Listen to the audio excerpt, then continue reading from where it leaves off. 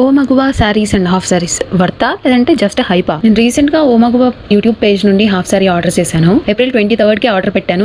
April 30 కే delivery అయితే వచ్చేసింది. Shipping గురించి చెప్పాలి అంటే 5 days తర్వాత డిస్పాచ్ చేశారు. అయినా 2 days లోనే డెలివరీ అయింది వయా DTDC. అది మాత్రం ఫాస్ట్ గా ఉంది. ఇప్పుడు మెయిన్ పార్ట్ క్వాలిటీకి వచ్చేస్తే లెహంగా వచ్చి ఓకే అనిపించింది. Nothing bad.